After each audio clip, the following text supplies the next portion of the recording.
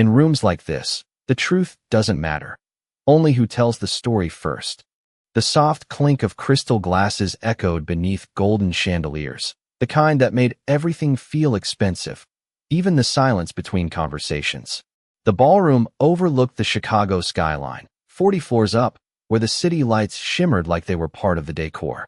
Every table was perfectly set, every guest perfectly dressed, every smile perfectly calculated. And at the center of it all stood Ethan Cole. Tailored black tuxedo, posture straight, expression composed. He looked like a man who had never lost control of anything in his life. Tonight mattered. The merger announcement, the investors, the press, it was all building to this moment. But control is fragile.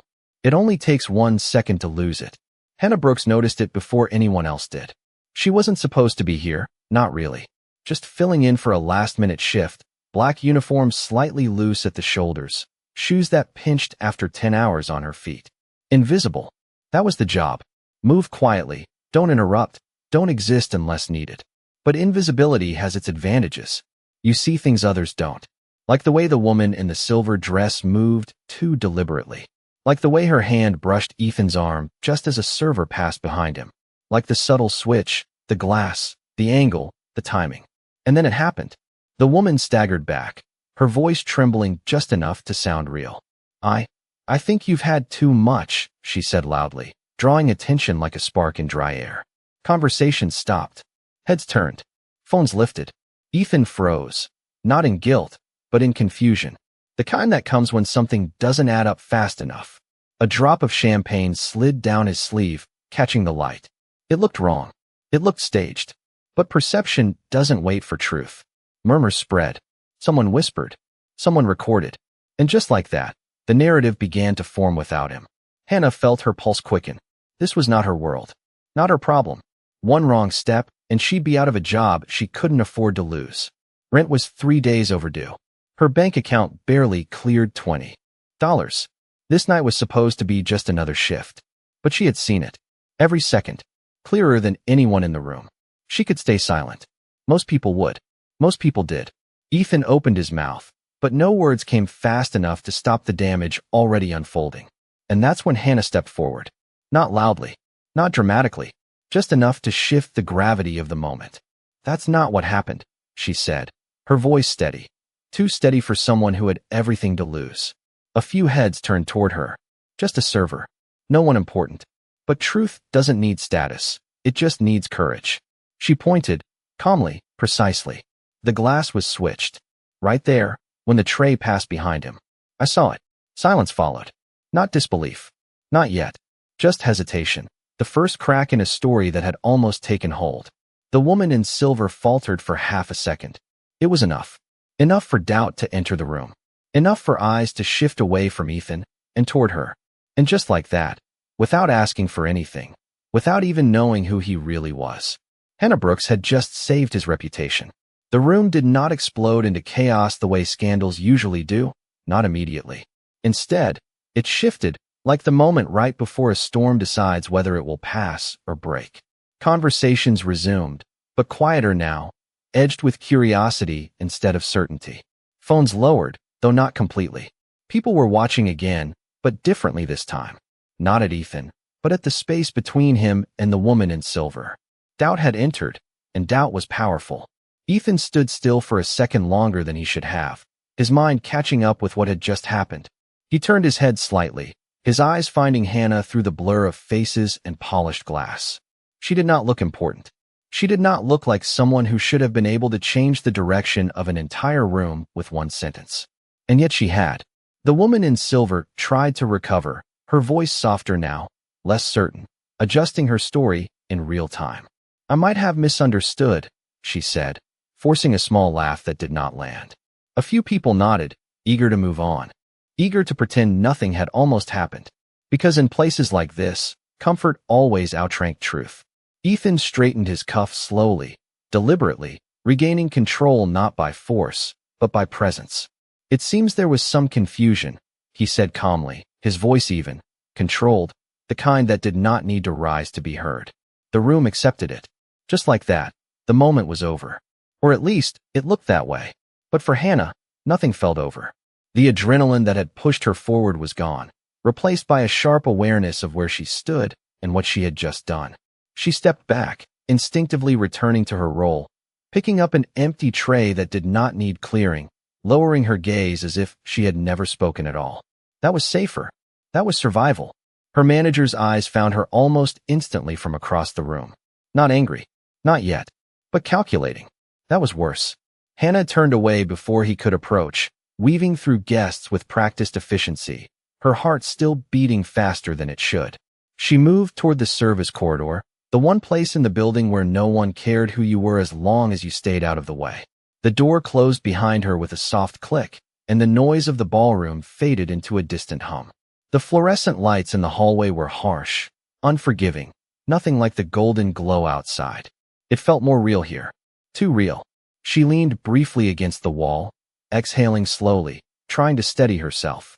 That was not your job, she whispered under her breath, not as regret, but as recognition. She had crossed a line tonight. Whether it mattered or not was no longer in her control. A few seconds later, the door opened again. Hannah straightened instantly, expecting her manager, ready for whatever came next. But it was not him. It was Ethan. Without the distance of the stage, without the framing of wealth and expectation, he looked different. Still composed, still sharp, but there was something else now. Something unguarded. He stepped into the hallway as if he did not quite belong there. As if this space, like Hannah, existed outside the world he usually controlled. For a moment, neither of them spoke. The hum of the lights filled the silence. Then Ethan looked at her, directly this time, not as a blur in the crowd, not as a role, but as a person. You saw everything, he said quietly. It was not a question. Hannah hesitated for half a second, then nodded once. Yes. He studied her, not with suspicion, but with something closer to curiosity. And you still said something. Another nod.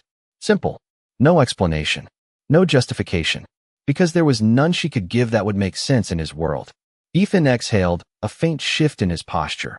Almost like relief, though he did not show it fully. Most people would not have. Hannah gave a small, almost imperceptible shrug. Most people did not.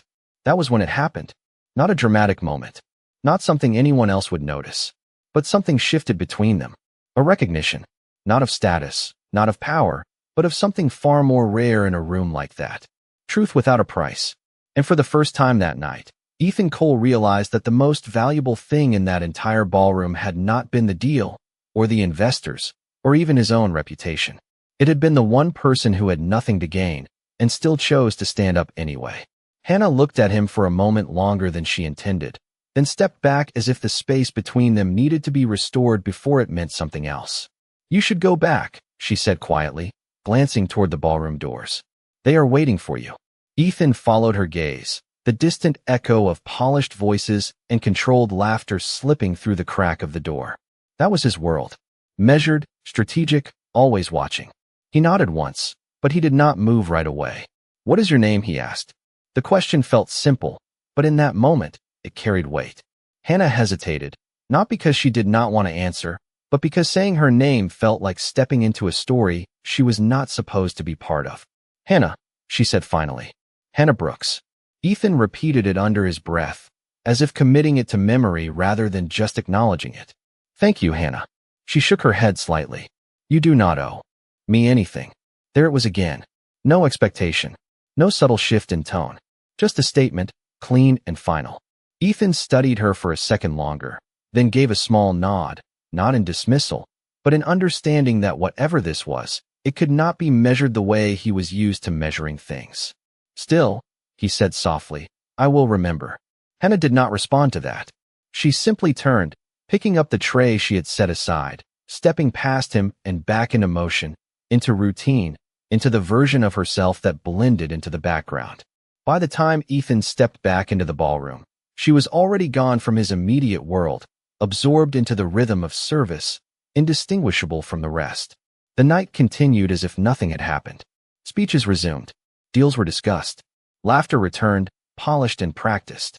Ethan delivered his announcement without hesitation, his voice steady, his presence controlled, the room hanging on every word. If anyone noticed the slight pause before he began, they did not mention it.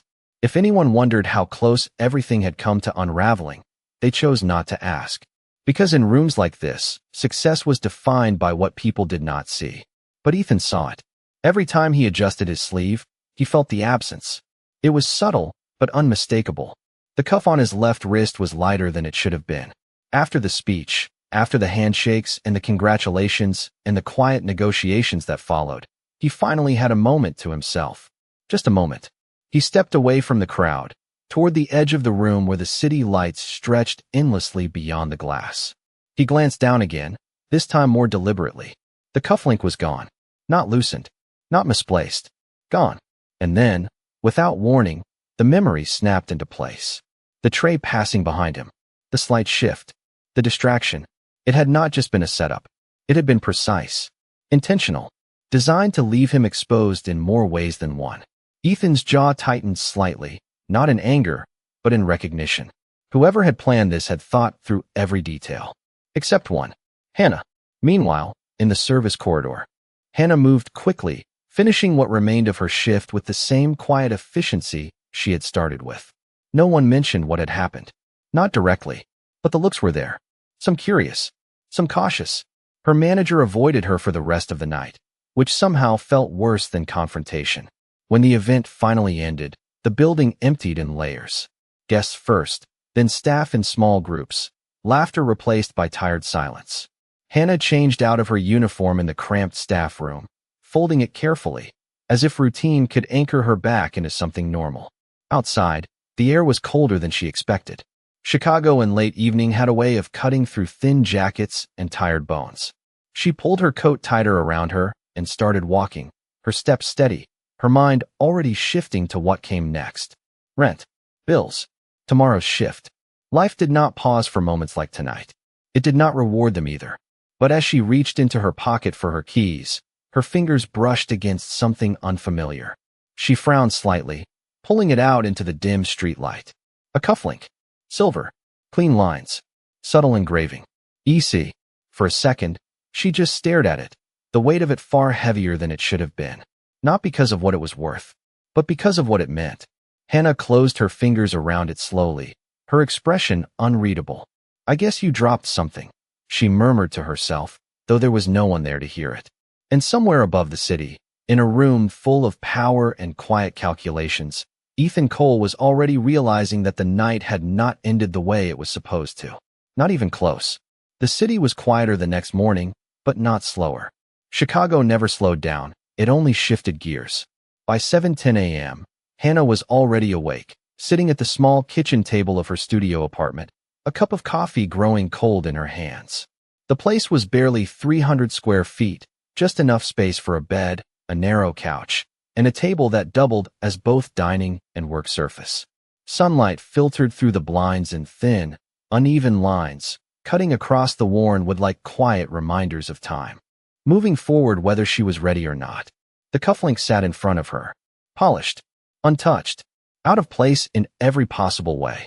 Hannah had turned it over at least a dozen times since she got home, tracing the engraving with her thumb, as if the letters might explain themselves if she looked long enough. EC simple, intentional, expensive, not just in material, but in meaning. This was not something someone like Ethan Cole lost by accident. Not in a room like that. Not on a night like that. Fall into it. His jaw tightened slightly, but his expression remained calm. Controlled, apron around her waist, tucking loose strands of hair behind her ear as she stepped behind the counter, placing a bill on the counter without looking at it. Keep the change. Hannah glanced down, said quietly, not looking at him. People like me, we do not fit into whatever this is. Ethan watched her, the shift as clear to him as if she had stepped behind a wall instead of just turning away. He recognized it. Distance.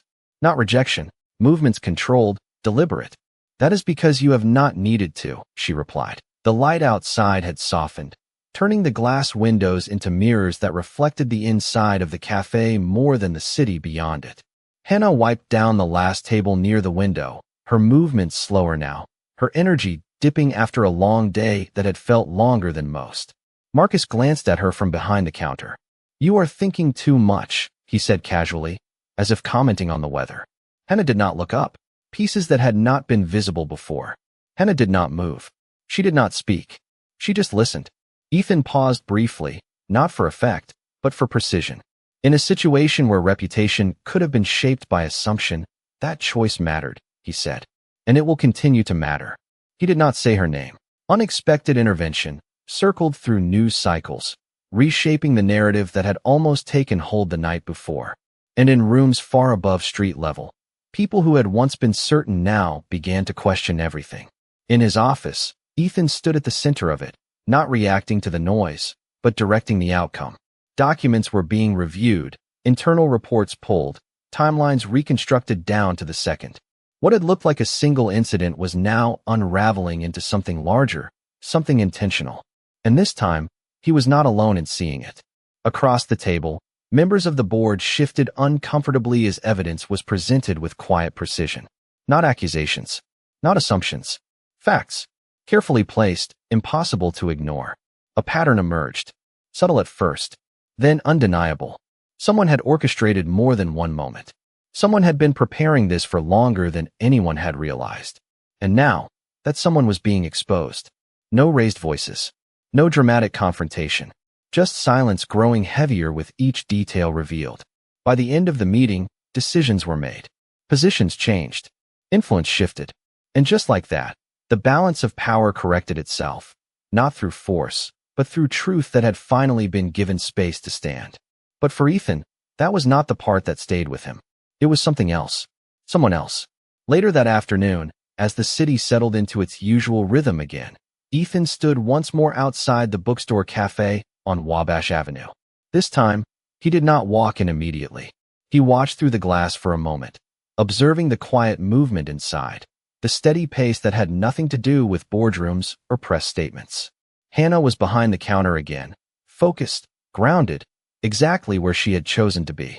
Not elevated, not changed, just herself.